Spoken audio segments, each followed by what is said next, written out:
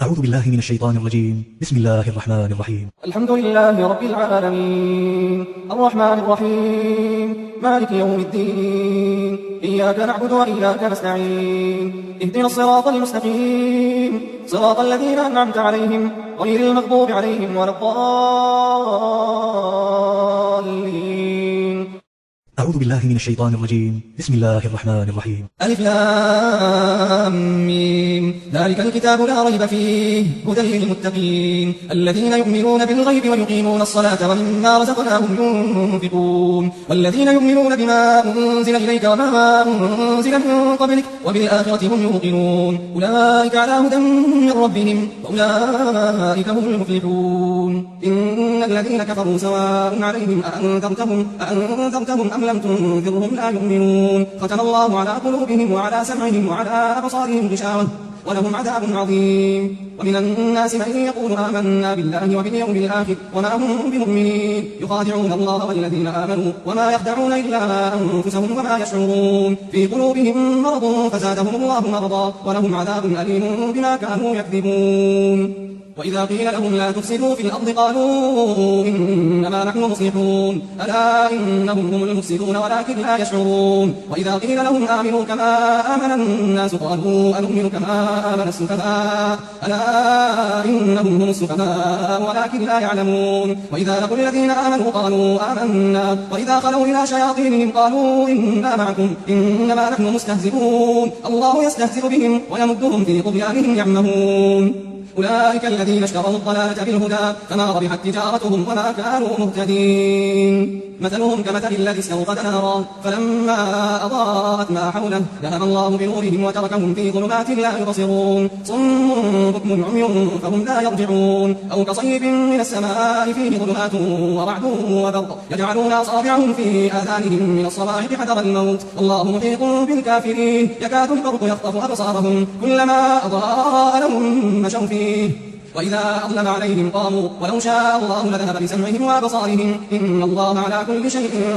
قدير. يا أيها الناس اعبدوا ربكم الذي خلقكم والذين من قبلكم لعلكم تتقون الذي جعل لكم الأرض فراشا والسماء بناء وأنزل من السماء ماء فأخرج به من الثمرات رزقا لكم فلا تجعلوا لله أندادا وأنتم تعلمون. وإن كنتم في ريب مما نزلنا على عبدنا فأتوا بسورة من مثله ودعوا شهداءكم من دون الله إن كنتم صادقين فإن لم تفعلوا ولن تفعلوا فاتقوا النار التي وقودها الناس والحجارة أعدت للكافرين. وبشر الذين آمنوا وعملوا الصالحات أن لهم جنات تجري من تحتها الأنهار كلما رزقوا منها من ثمرة رزقا قالوا هذا الذي رزقنا من قبل وأتوا به متشابها ولهم فيها أزواج مطهرة وهم فيها خالدون. إن الله لا يستحيي أن يضرب مثلا ما بعوضة فما فوقها فأما الذين آمنوا فيعلمون أنه الحق من ربهم وأما الذين كفروا فيقولون ماذا أراد الله بهذا مثلا يضل به كثيرا ويهدي به كثيرا وما يضل به إلا الفاسقين الذين ينقضون عهد الله من بعد ميثاقه ويقطعون ما أمر الله به أن يوصل ويفسدون في الأرض أولئك هم الخاسرون. كيف تكفرون بالله وكنتم أمواتا فأحياكم ثم يميتكم ثم يحييكم ثم إليه ترجعون. هو الذي خلق لكم ما في الأرض جميعا ثم استوى إلى السماء فسواهن 7 سماوات وهو بكل شيء عليم. وإذ قال ربك للملائكة إني جاعل في الأرض خليفة قالوا أتجعل فيها من يفسد فيها ويسفك الدماء ونحن نسبح بحمدك ونقدس لك قال إني أعلم ما لا تعلمون. وعلم آدم الأسماء كلها ثم عرضهم على الملائكة فقال أنبئوني بأسماء هؤلاء إن كنتم صادقين قالوا سبحانك لا علم لنا إلا ما علمتنا إنك أنت العليم الحكيم. قال يا آدم أنبئهم بأسمائهم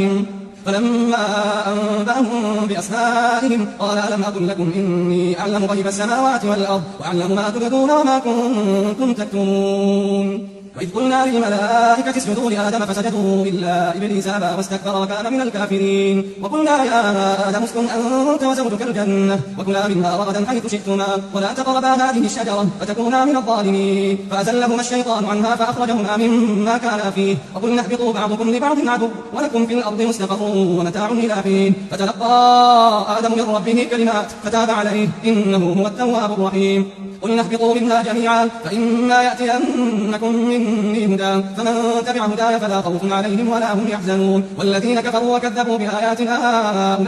أولئك أصحاب النار هم فيها خالدون يا بني إسرائيل اذكروا نعمتي التي أنعمت عليكم وأوفوا بعهدي أوف بعهدكم وإياي فارهبون وآمنوا بما أنزلت مصدقا لما معكم ولا تكونوا أول كافر به ولا تشتروا بآياتي ثمنا قليلا وإياي فاتقون ولا تلبسوا الحق بالباطل وتكتموا الحق وأنتم تعلمون وأقيموا الصلاة وآتوا الزكاة واركعوا مع الراكعين أتأمرون الناس بالبر وتنسون أنفسكم وأنتم تتلون الكتاب أفلا تعقلون واستعينوا بالصبر والصلاة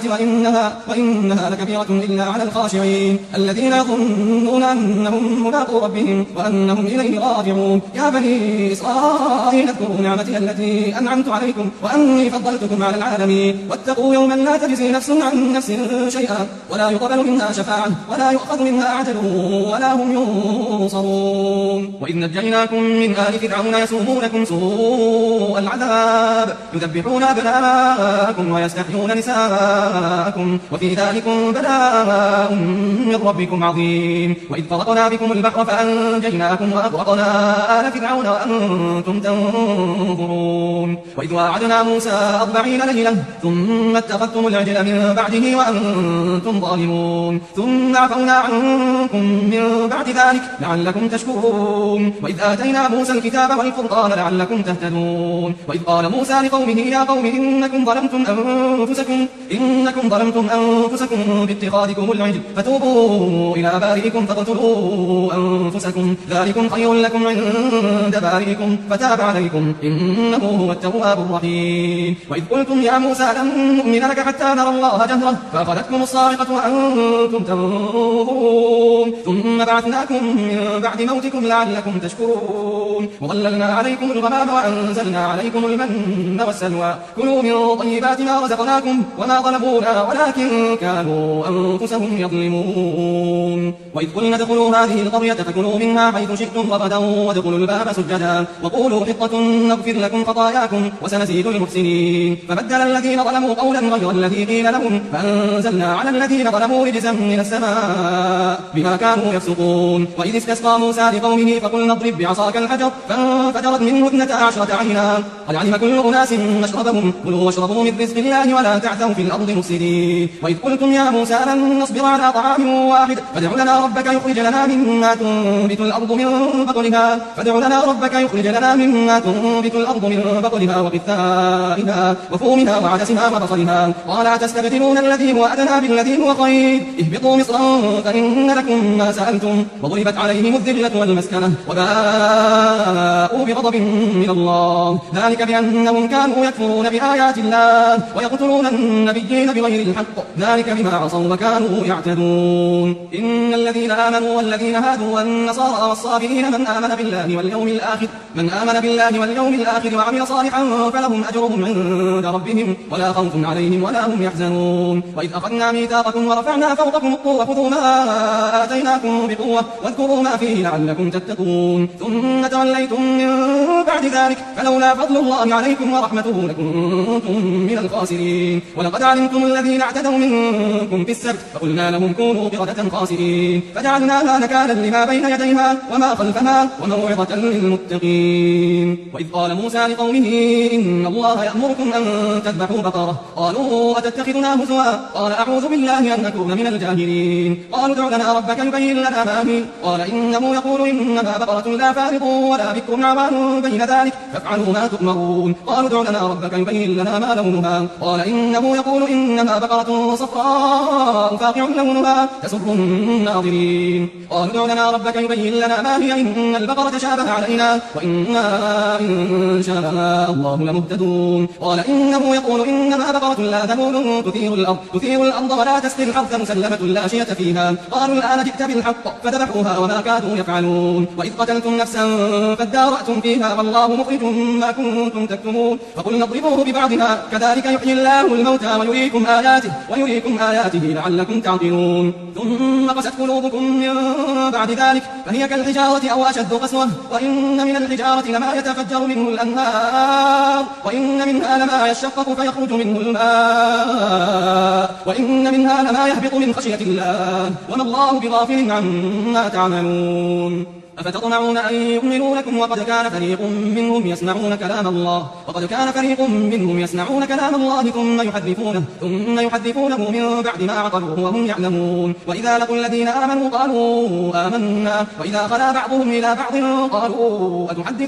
قالوا أتحدثونهم بما فتح الله عليكم ليحاجوكم به عند ربكم أفلا تعقلون أولا يعلمون أن الله يعلم ما يسرون وما يعلمون ومنهم أميون لا يعلمون الكتاب إلا أماني وإنهم إلا يظنون فويل للذين يكتبون الكتاب بأيديهم ثم يقولون هذا من عند الله ليشتروا به ثمنا قليلا فويل لهم مما كتبت أيديهم وويل لهم مما يكسبون وقالوا لن تمسنا النار إلا أياما معدودا قل أتخذتم عند الله عهدا فلن يخلف الله عهدا أم تقولون على الله ما لا تعلمون بلى من كسب سيئة وأحاطت به خطيئته فأولئك أصحاب النار هم فيها خالدون والذين آمنوا وعملوا الصالحات أولئك أصحاب الجنة هم فيها خالدون وإذ أخذنا ميثاق بني إسرائيل لا تعبدون إلا الله وبالوالدين إحسانا وذي القربى واليتامى والمساكين وقولوا للناس حسنا وأقيموا الصلاة وآتوا الزكاة ثم توليتم إلا قليلا منكم وأنتم معرضون وإذ أخذنا ميثاقكم لا تسفكون دماءكم ولا تخرجون أنفسكم من دياركم ثم أقررتم وأنتم تشهدون ثم أنتم هؤلاء تقتلون أنفسكم وتخرجون فريقا منكم من ديارهم تظاهرون عليهم بالإثم والعدوان وإن يأتوكم مسارى تفادوهم وهو محرم عليكم إخراجهم أفتؤمنون ببعض الكتاب وتكفرون ببعض فما جزاء من يفعل ذلك منكم إلا خزي في الحياة الدنيا ويوم القيامة يردون إلى أشد العذاب وما الله بغافل عما تعملون أولئك الذين اشتروا الحياة الدنيا بالآخرة فلا يخفف عنهم العذاب ولا هم ينصرون ولقد آتينا موسى الكتاب وقفينا من بعده بالرسل وآتينا عيسى بن مريم البينات وأيدناه بروح القدس أفكلما جاءكم رسول بما لا تهوى أنفسكم استكبرتم أفريقا كذبتم وفريقا تقتلون وقالوا قلوبنا غلف بل لعنهم الله بكفرهم فقليلا ما يؤمنون ولما جاءهم كتاب من عند الله مصدق لما معهم وكانوا من قبل يستفتحون على الذين كفروا فلما جاءهم ما عرفوا كفروا به فلعنة الله على الكافرين بئس ما اشتروا به أنفسهم أن يكفروا بما أنزل الله بغيا أن ينزل الله من فضله على من يشاء من عباده فباءوا بغضب على غضب وللكافرين عذاب مهين وإذا قيل لهم آمنوا بما أنزل الله قالوا نؤمن بما أنزل علينا ويكفرون بما وراءه وهو الحق مصدقا لما معهم قل فلم تقتلون أنبياء الله من قبل إن كنتم مؤمنين ولقد جاءكم موسى بالبينات ثم اتخذتم العجل من بعده وأنتم ظالمون وإذ أخذنا ميثاقكم ورفعنا فوقكم الطور خذوا ما آتيناكم بقوة واسمعوا قالوا سمعنا وعصينا وأشربوا في قلوبهم العجل بكفرهم قل بئس ما يأمركم به إيمانكم إن كنتم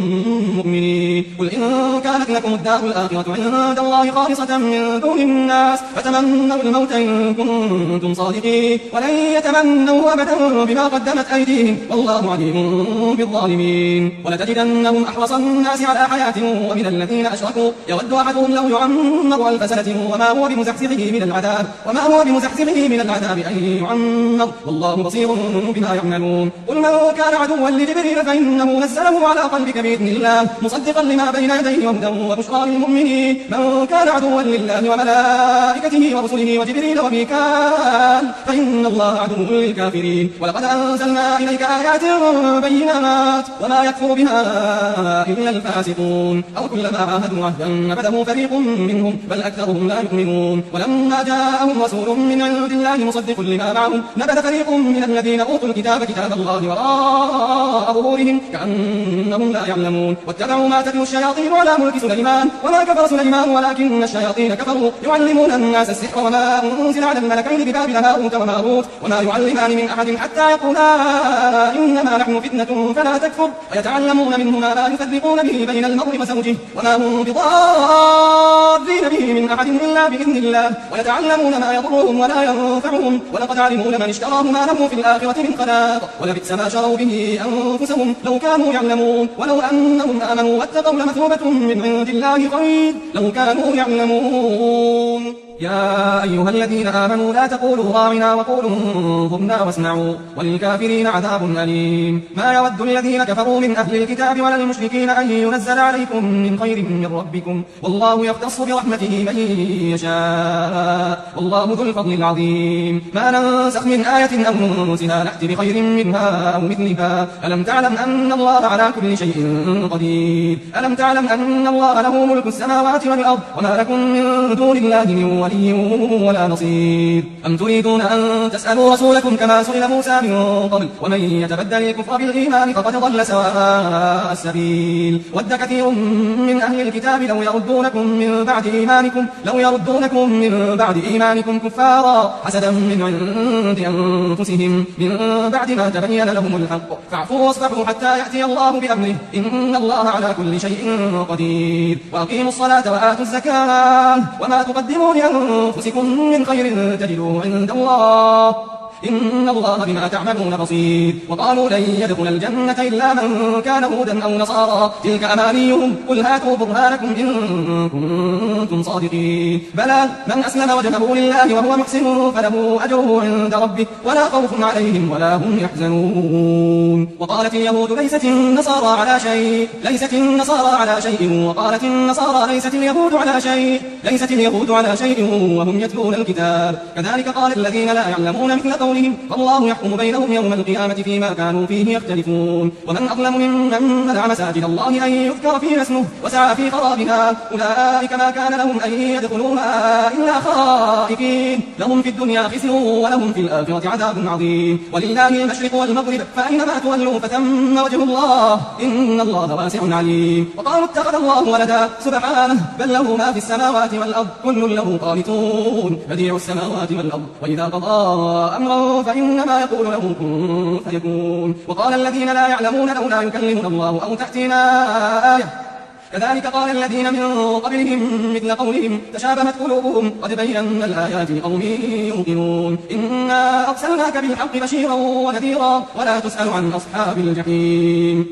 ولن ترضى عنك اليهود ولا النصارى حتى تتبع ملتهم قل إن هدى الله هو الهدى ولئن اتبعت أهواءهم بعد الذي جاءك من العلم ما لك من الله من ولي ولا نصير. الذين آتيناهم الكتاب يتلونه حق تلاوته أولئك يؤمنون به ومن يكفر به فأولئك هم الخاسرون. يا بني إسرائيل اذكروا نعمتي التي أنعمت عليكم وأني فضلتكم على العالمين واتقوا يوما لا تجزي نفس عن نفس شيئا ولا يقبل منها عدل ولا تنفعها شفاعة ولا هم ينصرون. وإذ ابتلى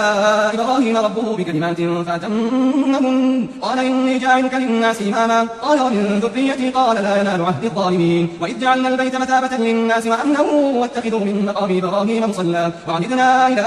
إبراهيم وإسماعيل أن طهر بيتي للطائفين والعاكفين والركع السجود. وإذ قال إبراهيم رب اجعل هذا بلدا آمنا وارزق أهله من الثمرات من آمن منهم بالله واليوم الآخر قال ومن كفر فأمتعه قليلا ثم أضطره إلى عذاب النار وبئس المصير. وإذ يرفع إبراهيم القواعد من البيت وإسماعيل ربنا تقبل منا إنك أنت السميع العليم ربنا وجعلنا مسلمين لك ومن ذريتنا أمة مسلمة لك وأرنا مناسكنا وتب علينا إنك أنت التواب الرحيم. ربنا وابعث فيهم رسولا منهم يتلو عليهم آياتك ويعلمهم الكتاب والحكمة ويزكيهم إنك أنت العزيز الحكيم. ومن يرغب عن ملة إبراهيم إلا من سفه نفسه ولقد اصطفيناه في الدنيا وإنه في الآخرة لمن الصالحين ومن يرغب عن ملة إبراهيم إلا من سفه نفسه ولقد اصطفيناه في الدنيا وإنه في الآخرة لمن الصالحين إذ قال له ربه أسلم قال أسلمت لرب العالمين ووصى بها إبراهيم بنيه ويعقوب يا بني إن الله اصطفى لكم الدين فلا تموتن إلا وأنتم مسلمون أم كنتم شهداء إذ حضر يعقوب الموت إذ قال لبنيه ما تعبدون من بعدي قالوا نعبد إلهك وإله آبائك إبراهيم وإسماعيل وإسحاق إلها واحدا ونحن له مسلمون تلك أمة قد خلت لها ما كسبت ولكم ما كسبتم ولا تسألون عما كانوا يعملون وقالوا كونوا هودا أو نصارى تهتدوا قل بل ملة إبراهيم حنيفا وما كان من المشركين قولوا آمنا بالله وما أنزل إلينا وما أنزل إلى إبراهيم وإسماعيل وإسحاق ويعقوب والأسباط وما أوتي موسى وعيسى وما أوتي النبيون من ربهم لا نفرق بين أحد منهم ونحن له مسلمون فإن آمنوا بمثل ما آمنتم به فقد اهتدوا وإن تولوا فإنما هم في شقاق فسيكفيكهم الله وهو السميع العليم صبغة الله ومن أحسن من الله صبغة ونحن له عابدون قل أتحاجوننا في الله وهو ربنا وربكم ولنا أعمالنا ولكم أعمالكم ونحن له مخلصون أم تقولون إن إبراهيم وإسماعيل وإسحاق ويعقوب والأسباط كانوا هودا أو نصارى قل أأنتم أعلم أم الله ومن أظلم ممن كتم شهادة عنده من الله وما الله بغافل عما تعملون تلك أمة قد خلت لها ما كسبت ولكم ما كسبتم ولا تسألون عما كانوا يعملون سيقول السفهاء من الناس ما ولاهم عن قبلتهم التي كانوا عليها قل لله المشرق والمغرب يهدي من يشاء إلى صراط مستقيم وكذلك جعلنا أمة وسطا لتكونوا شهداء على الناس ويكون الرسول عليكم شهيدا وما جعلنا القبلة التي كنت عليها إلا لنعلم من يتبع الرسول ممن ينقلب على عقبيه وإن كانت لكبيرة إلا على الذين هدى الله وما كان الله ليضيع إيمانكم إن الله بالناس لرؤوف رحيم قد نرى تقلب وجهك في السماء فلنولينك قبلة ترضاها فول وجهك شطر المسجد الحرام وحيث ما كنتم فولوا وجوهكم شطره وإن الذين أوتوا الكتاب ليعلمون أنه الحق من ربهم وما الله بغافل عما يعملون ولئن أتيت الذين أوتوا الكتاب بكل آية ما تبعوا قبلتك وما أنت بتابع قبلتهم وما بعضهم بتابع قبلة بعض ولئن اتبعت أهواءهم من بعد ما جاءك من العلم إنك إذا لمن الظالمين الذين آتيناهم الكتاب يعرفونه كما يعرفون أبناءهم وإن فريقا منهم لا يكتمون الحق وهم يعلمون الحق من ربك فلا تكونن من الممترين ولكل وجهة هو موليها فاستبقوا الخيرات أينما تكونوا يأتي بكم الله جميعا إن الله على كل شيء قدير ومن حيث خرجت فول وجهك شطر المسجد الحرام وإنه للحق من ربك وما الله بغافل عما تعملون ومن حيث خرجت فول وجهك شطر المسجد الحرام وحيث ما كنتم فولوا وجوهكم شطره لئلا يكون للناس عليكم حجة إلا الذين ظلموا منهم فلا تخشوهم واخشوني وليتم نعمتي عليكم ولعلكم تهتدون كما أرسلنا فيكم رسولا منكم يتلو عليكم آياتنا ويزكيكم ويعلمكم الكتاب والحكمة ويعلمكم ما لم تكونوا تعلمون فاذكروني أذكركم واشكروا لي ولا تكفرون يا أيها الذين آمنوا استعينوا بالصبر والصلاة إن الله مع الصابرين ولا تقولوا لمن يقتل في سبيل الله أموات بل أحياء ولكن لا تشعرون ولنبلونكم بشيء من الخوف والجوع ونقص من الأموال والأنفس والثمرات وبشر الصابرين الذين إذا أصابتهم مصيبة قالوا إنا لله وإنا إليه راجعون أولئك عليهم صلوات من ربهم ورحمة وأولئك هم المهتدون إن الصفا والمروة من شعائر الله فمن حج البيت أو اعتمر فلا جناح عليه أن يطوف بهما ومن تطوع خيرا فإن الله شاكر عليم إن الذين يكتمون ما أنزلنا من البينات والهدى من بعد ما بيناه للناس في الكتاب أولئك يلعنهم الله ويلعنهم اللاعنون إن الذين تابوا وأصلحوا وبينوا فأولئك أتوب عليهم وأنا التواب الرحيم إن الذين كفروا وماتوا وهم كفار أولئك عليهم لعنة الله والملائكة والناس أجمعين خالدين فيها لا يخفف عنهم العذاب ولا هم ينظرون وإلهكم إله واحد لا إله إلا هو الرحمن الرحيم إن في خلق السماوات والأرض واختلاف الليل والنهار والفلك التي تجري في البحر بما ينفع الناس وما أنزل الله من السماء من ماء فأحيا به الأرض بعد موتها وبث فيها من كل دابة وتصريف الرياح والسحاب المسخر بين السماء والأرض لآيات لقوم يعقلون ومن الناس من يتخذ من دون لله أندادا يحبونهم كحب الله والذين آمنوا أشد حبا لله ولو يرى الذين ظلموا إذ يرون العذاب أن القوة لله جميعا وأن الله شديد العذاب إذ تبرأ الذين اتبعوا من الذين اتبعوا ورأوا العذاب وتقطعت بهم الأسباب وقال الذين اتبعوا لو أن لنا كرة فنتبرأ منهم كما تبرأوا منا كذلك يريهم الله أعمالهم حسرات عليهم وما هم بخارجين من النار يا أيها الناس كلوا مما في الأرض حلالا طيبا ولا تتبعوا خطوات الشيطان إنه لكم عدو مبين إنما يأمركم بالسوء والفحشاء وأن تقولوا على الله ما لا تعلمون وإذا قيل لهم اتبعوا ما أنزل الله قالوا بل نتبع ما ألفينا عليه آباءنا أولو كان آباؤهم لا يعقلون شيئا ولا يهتدون ومثل الذين كفروا كمثل الذي ينعق بما لا يسمع إلا دعاء ونداء صم بكم عمي فهم لا يعقلون يا أيها الذين آمنوا كلوا من طيبات ما رزقناكم واشكروا لله إن كنتم إياه تعبدون إنما حرم عليكم الميتة والدم ولحم الخنزير وما أهل به لغير الله فمن اضطر غير باغ ولا عاد فلا إثم عليه إن الله غفور رحيم إن الذين يكتمون ما أنزل الله من الكتاب ويشترون به ثمنا قليلا أولئك ما يأكلون في بطونهم إلا النار ولا يكلمهم الله يوم القيامة ولا يزكيهم ولهم عذاب أليم أولئك الذين اشتروا الضلالة بالهدى والعذاب بالمغفرة فما أصبرهم على النار ذلك بأن الله نزل الكتاب بالحق وإن الذين اختلفوا في الكتاب لفي شقاق بعيد ليس البر أن تولوا وجوهكم قبل المشرق والمغرب ولكن البر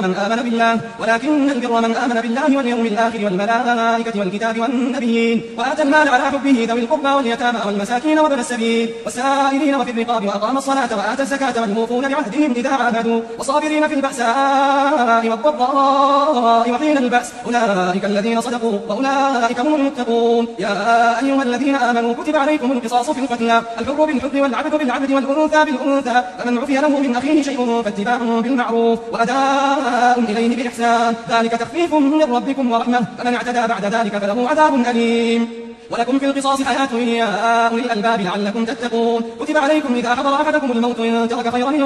الوصية للوالدين والأقربين بالمعروف حقا على المتقين فمن بدله بعدما سمعه فإنما إثمه على الذين يبدلونه إن الله سميع عليم فمن خاف من موص جنفا أو إثما فأصلح بينهم فلا إثم عليه إن الله غفور رحيم يا أيها الذين آمنوا كتب عليكم الصيام كما كتب على الذين من قبلكم لعلكم تتقون أياما معدودات فمن كان منكم مريضا أو على سفر فعدة من أيام أخر وعلى الذين يطيقونه فدية طعام مسكين فمن تطوع خيرا فهو خير له وأن تصوموا خير لكم إن كنتم تعلمون شهر رمضان الذي أنزل فيه القرآن هدى للناس وبينات من الهدى والفرقان فمن شهد منكم الشهر فليصم ومن كان مريضا أو على سفر فعدة من أيام أخر يريد الله بكم اليسر ولا يريد بكم العسر ولتكملوا العدة ولتكبروا الله على ما هداكم ولعلكم تشكرون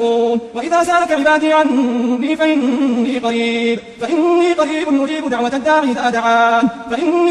نجيب دعوة الداعي إذا دعان فليستجيبوا لي وليؤمنوا بي لعلهم يرشدون وحل لكم ليلة صيام الرفث إلى نسائكم هن لباس لكم وأنتم لباس لهم علم الله أنكم كنتم تختانون أنفسكم فتاب عليكم وعفى عنكم فالآن باشروهن وابتغوا ما كتب الله لكم وكلوا واشربوا حتى يتبين لكم الخيط الأبيض من الخيط الأسود من الفجر ثم أتموا الصيام إلى الليل ولا تباشروهن وأنتم عاكفون في المساجد تلك حدود الله فلا تقربوها كذلك يبين الله آياته للناس لعلهم يتقون ولا تأكلوا أموالكم بينكم بالباطل وتدلوا بها إلى الحكام لتأكلوا فريقا من أموال الناس بالإثم وأنتم تعلمون يسألونك عن الأهلة قل هي مواقيت للناس والحج وليس البر بأن تأتوا البيوت من ظهورها ولكن البر من اتقى وأتوا البيوت من أبوابها واتقوا الله لعلكم تفلحون وقاتلوا في سبيل الله الذين يقاتلونكم ولا تعتدوا إن الله لا يحب المعتدين واقتلوهم حيث ثقفتموهم وأخرجوهم من حيث أخرجوكم والفتنة أشد من القتل ولا تقاتلوهم عند المسجد الحرام حتى يقاتلوكم فيه فإن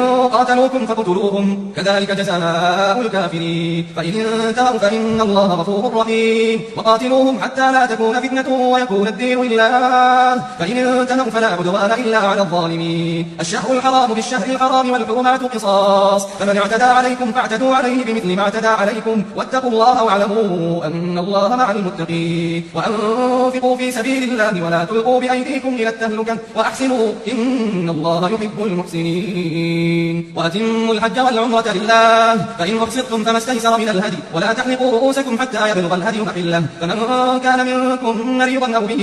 أذى من رأسه ففدية من صيام أو صدقة أو نسك فإذا أمنتم فمن تمتع بالعمرة إلى الحج فما استيسر من الهدي فمن لم يجد فصيام 3 أيام في الحج و7 إذا رجعتم تلك 10 كاملة ذلك لمن لم يكن أهله حاضر المسجد الحرام واتقوا الله واعلموا أن الله شديد العقاب الحج أشهر معلومات فمن فرض فيهن الحج فلا رفث ولا فسوق ولا جدال في الحج وما تفعلوا من خير يعلمه الله وتزودوا فإن خير الزاد التقوى واتقون يا أولي الألباب ليس عليكم جناح أن تبتغوا فضلا من ربكم فإذا أفضتم من عرفات فاذكروا الله عند المشعر الحرام واذكروه كما هداكم وإن كنتم من قبله لمن الضالين ثم أفيضوا من حيث أفاض الناس واستغفروا الله إن الله غفور رحيم فإذا قضيتم مناسككم فاذكروا الله كذكركم آباءكم أو أشد ذكرا فمن الناس من يقول ربنا آتنا في الدنيا وما له في الآخرة من خلاق ومنهم من يقول ربنا آتنا في الدنيا حسنة وفي الآخرة حسنة وقنا عذاب النار أولئك لهم نصيب مما كسبوا والله سريع الحساب واذكروا الله في أيام معدودات فمن تعجل في يومين فلا إثم عليه ومن تأخر فلا إثم عليه لمن اتقى واتقوا الله واعلموا أنكم إليه تحشرون ومن الناس من يعجبك قوله في الحياة الدنيا ويشهد الله على ما في قلبه وهو ألد الخصام وإذا تولى سعى في الأرض ليفسد فيها ويهلك الحرث والنسل والله لا يحب الفساد وإذا قيل له اتق الله أخذته العزة بالإثم فحسبه جهنم ولبئس المهاد ومن الناس من يشري نفسه ابتغاء مرضات الله والله رؤوف بالعباد يا أيها الذين آمنوا ادخلوا في السلم كافة ولا تتبعوا خطوات الشيطان إنه لكم عدو مبين فإن زللتم من بعد ما جاءتكم البينات فاعلموا أن الله عزيز حكيم هل ينظرون إلا أن يأتيهم الله في ظلل من الغمام والملائكة وقضي الأمر وإلى الله ترجع الأمور سل بني إسرائيل كم آتيناهم من آية بينة ومن يبدل نعمة الله من بعد ما جاءت فإن الله شديد العقاب زين للذين كفروا الحياة الدنيا ويسخرون من الذين آمنوا والذين اتقوا فوقهم يوم القيامة والله يرزق من يشاء بغير حساب كان الناس أمة واحدة فبعث الله النبيين مبشرين ومنذرين وأنزل معهم الكتاب بالحق ليحكم بين الناس فيما اختلفوا فيه وما اختلف فيه إلا الذين أوتوه من بعد ما جاءتهم البينات بغيا بينهم فهدى الله الذين آمنوا لما اختلفوا فيه من الحق بإذنه والله يهدي من يشاء إلى صراط مستقيم أم حسبتم أن تدخلوا الجنة ولما يأتكم مثل الذين خلوا من قبلكم مستهم البأساء والضراء وزلزلوا حتى يقول الرسول والذين آمنوا معه متى نصر الله ألا إن نصر الله قريب يسألونك ماذا ينفقون قل ما أنفقتم من خير فللوالدين والأقربين واليتامى والمساكين وابن السبيل وما تفعلوا من خير فإن الله به عليم كتب عليكم القتال وهو كره لكم وعسى أن تكرهوا شيئا وهو خير لكم وعسى أن تحبوا شيئا وهو شر لكم والله يعلم وأنتم لا تعلمون يسألونك عن الشهر الحرام قتال فيه قل قتال فيه كبير وصد عن سبيل الله وكفر به والمسجد الحرام وإخراج أهله منه أكبر عند الله والفتنة أكبر من القتل ولا يزالون يقاتلونكم حتى يردوكم عن دينكم إن استطاعوا ومن يرتد منكم عن دينه فيمت وهو كافر فأولئك حبطت أعمالهم في الدنيا والآخرة وأولئك أصحاب النار هم فيها خالدون إن الذين آمنوا والذين هاجروا وجاهدوا في سبيل الله أولئك يرجون رحمة الله والله غفور رحيم يسألونك عن الخمر والميسر قل فيهما إثم كبير ومنافع للناس وإثمهما أكبر من نفعهما ويسألونك ماذا ينفقون قل العفو كذلك يبين الله لكم الآيات لعلكم تتفكرون في الدنيا والآخرة ويسألونك عن اليتامى قل إصلاح لهم خير وإن تخالطوهم فإخوانكم والله يعلم المفسد من المصلح ولو شاء الله لأعنتكم إن الله عزيز حكيم ولا تنكحوا المشركات حتى يؤمن ولأمة مؤمنة خير من مشركة ولو أعجبتكم ولا تنكحوا المشركين حتى يؤمنوا ولعبد مؤمن خير من مشرك ولو أعجبكم أولئك يدعون إلى النار والله يدعو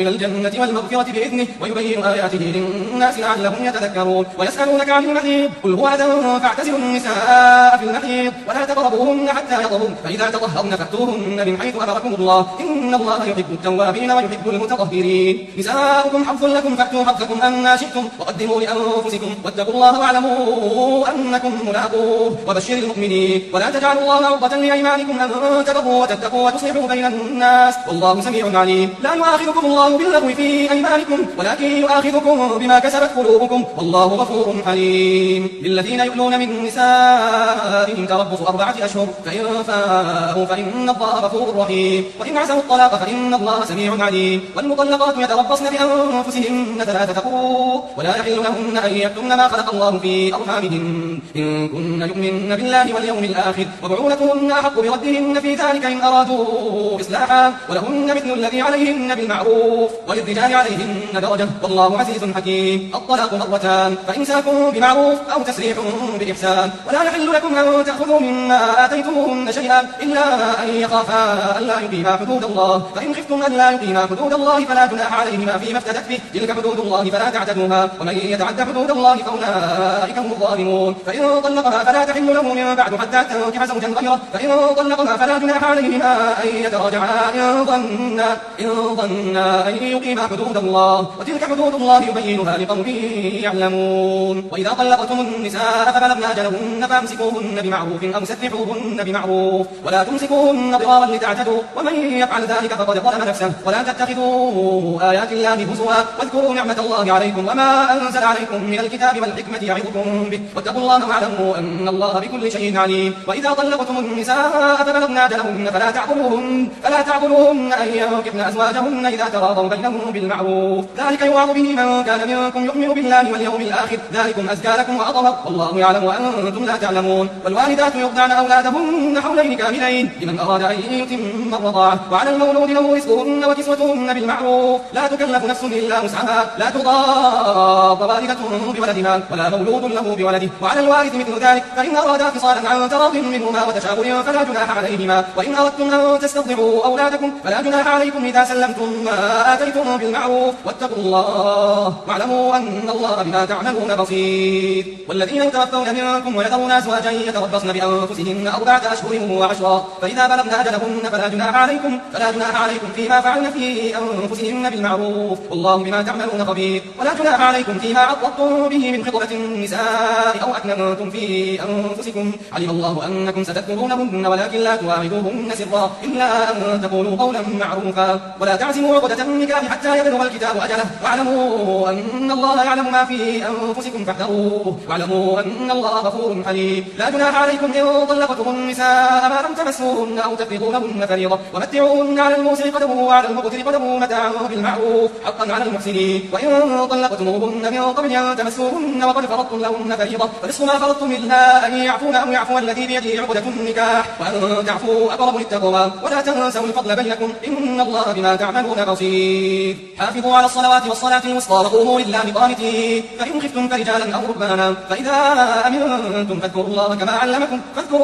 علمكم ما لم تكونوا تعلمون والذين يتوفون منكم ويذرون أزواجا وصية لأزواجهم متاعا إلى الحول غير إخراج فإن خرجن فلا جناح عليكم فيما فعلن في أنفسهن بالمعروف والله عزيز حكيم وللمطلقات متاع بالمعروف حقا على المتقين كذلك يبين الله لكم آياته لعلكم تعقلون ألم تر إلى الذين خرجوا من ديارهم وهم ألوف حذر الموت فقال لهم الله موتوا ثم أحياهم إن الله لذو فضل على الناس ولكن أكثر الناس لا يشكرون وقاتلوا في سبيل الله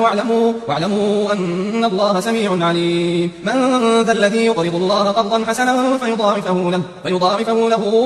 أضعافا كثيرة والله يقبض ويبسط وإليه ترجعون ألم تر إلى الملأ من بني إسرائيل من بعد موسى إذ قالوا لنبي لنبي لهم إذ قالوا لنبي لهم ابعث لنا ملكا نقاتل في سبيل الله قال هل عسيتم إن كتب عليكم القتال ألا تقاتلوا قالوا وما لنا ألا نقاتل في سبيل الله وقد أخرجنا من ديارنا وأبنائنا فلما كتب عليهم القتال تولوا إلا قليلا منهم والله عليم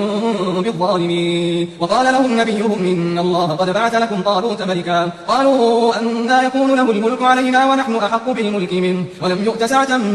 من المال قال إن الله اصطفاه عليكم وزاده بسطة في العلم والجسم والله يؤتي ملكه من يشاء والله واسع عليم وقال لهم نبيهم إن آية ملكه أن يأتيكم التابوت فيه سكينة من ربكم وبقية مما ترك آل موسى وآل هارون تحمله الملائكة إن في ذلك لآية لكم إن كنتم مؤمنين فلما فصل طالوت بالجنود قال إن الله مبتليكم بنهر فمن شرب منه فليس مني ومن لم يطعمه فإنه مني إلا من اغترف غرفة بيده فشربوا منه إلا قليلا منهم فلما جاوزه هو والذين آمنوا معه قالوا لا طاقة لنا اليوم بجالوت وجنوده قال الذين يظنون أنهم ملاقوا الله كم من فئة قليلة غلبت فئة كثيرة بإذن الله والله مع الصابرين ولما برزوا لجالوت وجنوده قالوا ربنا أفرغ علينا صبرا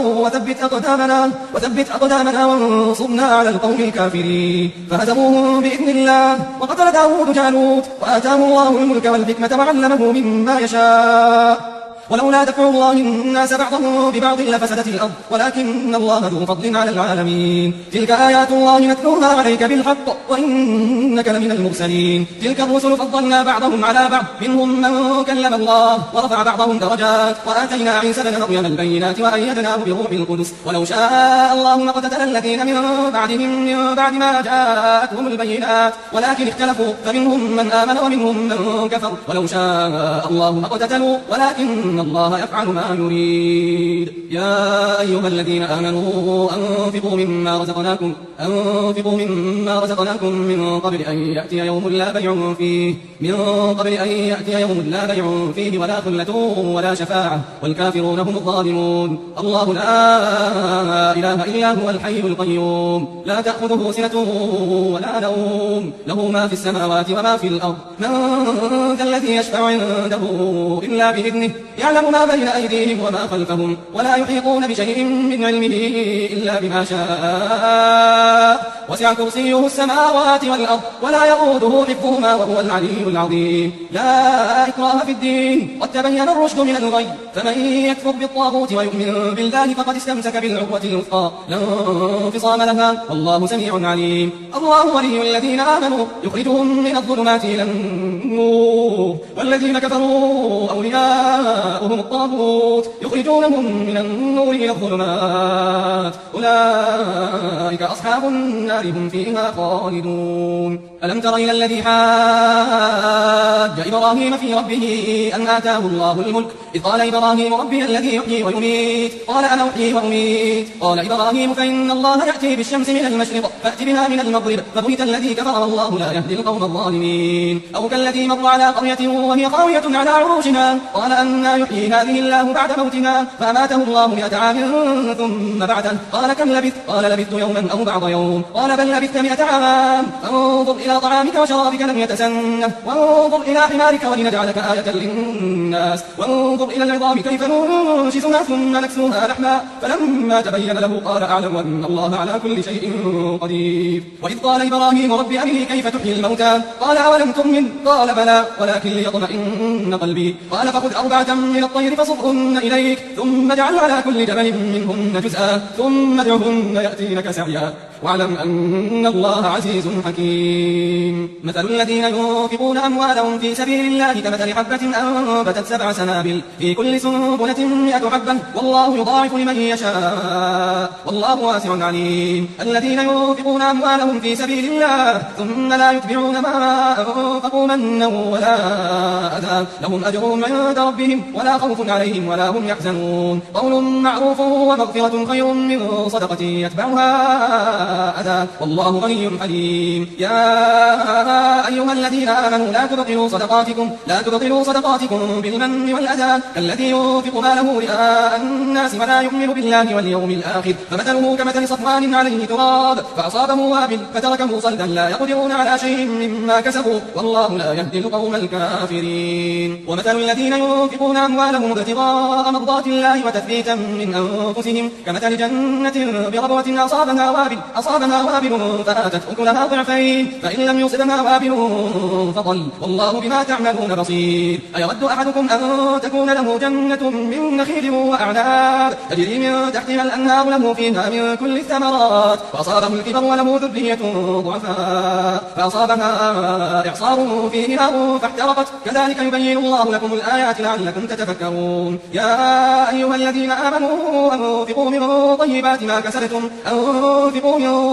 ما كسبتم ومما أخرجنا لكم من الأرض ولا تيمموا الخبيث منه تنفقون ولستم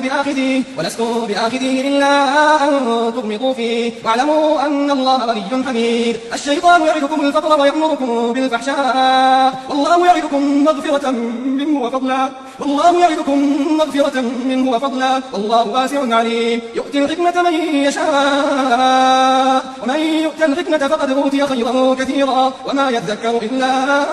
أولو الألباب. وما أنفقتم من نفقة أو نذرتم من نذر فإن الله يعلمه وما للظالمين من أنصار. إن تبدوا الصدقات فنعما هي وإن تخفوها وتؤتوها الفقراء فهو خير لكم ويكفر عنكم من سيئاتكم والله بما تعملون خبير. ليس عليك هداهم ولكن الله يهدي من يشاء وما تنفقوا من خير فلأنفسكم وما تنفقون إلا ابتغاء وجه الله وما تنفقوا من خير يوفى إليكم وأنتم لا تظلمون. للفقراء الذين أحصروا في سبيل الله لا يستطيعون ضربا في الأرض يحسبهم الجاهل أغنياء من التعفف تعرفهم بسيماهم لا يسألون الناس إلحافا وما تنفقوا من خير فإن الله به عليم. الذين ينفقون أموالهم بالليل والنهار سرا وعلانية فلهم أجرهم عند ربهم ولا خوف عليهم ولا هم يحزنون. الذين يأكلون الربا لا يقومون إلا كما يقوم الذي يتخبطه الشيطان من المس ذلك بأنهم قالوا إنما البيع مثل الربا وحل الله البيع وحرم الربا فمن جاءه موعظة من ربه فانتهى فله ما سلف وأمره إلى الله ومن عاد فأولئك أصحاب النار هم فيها خالدون. يمحق الله الربا ويربي الصدقات والله لا يحب كل كفار أثيم. إن الذين آمنوا وعملوا الصالحات وأقاموا الصلاة وآتوا الزكاة لهم أجرهم عند ربهم ولا خوف عليهم ولا هم يحزنون. يا أيها الذين آمنوا اتقوا الله وذروا ما بقي من الربا إن كنتم مؤمنين فإن لم تفعلوا فأذنوا بحرب من الله ورسوله وإن تبتم فلكم رؤوس أموالكم لا تظلمون ولا تظلمون. وإن كانت ذو عسرة فنظرة إلى ميسرة وأن تصدقوا خير لكم إن كنتم تعلمون. واتقوا يوما ترجعون فيه إلى الله ثم توفى كل نفس ما كسبت وهم لا يظلمون. يا أيها الذين آمنوا إذا تداينتم بدين إلى أجل مسمى فاكتبوا وليكتب بينكم كاتب بالعدل ولا يأب كاتب أن يكتب كما علمه الله فليكتب وليملل الذي عليه الحق وليتق الله ربه ولا يبخس منه شيئا فإن كان الذي عليه الحق سفيها أو ضعيفا أو لا يستطيع أن يمله فليملل وليه بالعدل واستشهدوا شهيدين من رجالكم فإن لم يكونا رجلين فرجل وامرأتان ممن ترضون من الشهداء أن تضل إحداهما فتذكر إحداهما الأخرى ولا يأبى الشهداء إذا ما دعوا ولا تسأموا أن تكتبوه صغيرا أو كبيرا إلى أجله ذلكم أقسط عند الله وأقوم للشهادة وأدنى ألا ترتابوا إلا أن تكون تجارة حاضرة تديرونها بينكم فليس عليكم جناح ألا تكتبوها وأشهدوا إذا تبايعتم ولا يضار كاتب ولا شهيد وإن تفعلوا فإنه فسوق بكم واتقوا الله ويعلمكم الله والله بكل شيء عليم. وإن كنتم على سفر ولم تجدوا كاتبا فرهان مقبوضة فإن أمن بعضكم بعضا فليؤدي الذي اؤتمن أمانته وليتق الله ربه ولا تكتموا الشهادة ومن يكتمها فإنه آثم قلبه والله بما تعملون عليم. لله ما في السماوات وما في الأرض، وإن تبدوا ما في أنفسكم أو تخفوه يحاسبكم به الله فيغفر لمن يشاء ويعذب من يشاء، والله على كل شيء قدير. آمن الرسول بما أنزل إليه من ربه والمؤمنون كل آمن بالله وملائكته وكتبه ورسله لا نفرق بين أحد من رسله وقالوا سمعنا وأطعنا غفرانك ربنا وإليك المصير. لا يكلف الله نفسا إلا وسعها لها ما كسبت وعليها ما اكتسبت، ربنا لا تؤاخذنا إن نسينا أو أخطأنا، ربنا ولا تحمل علينا إصرا كما حملته على الذين من قبلنا، ربنا ولا تحملنا ما لا طاقة لنا به، واعف عنا واغفر لنا وارحمنا، واعف عنا واغفر لنا وارحمنا، أنت مولانا فانصرنا على القوم الكافرين.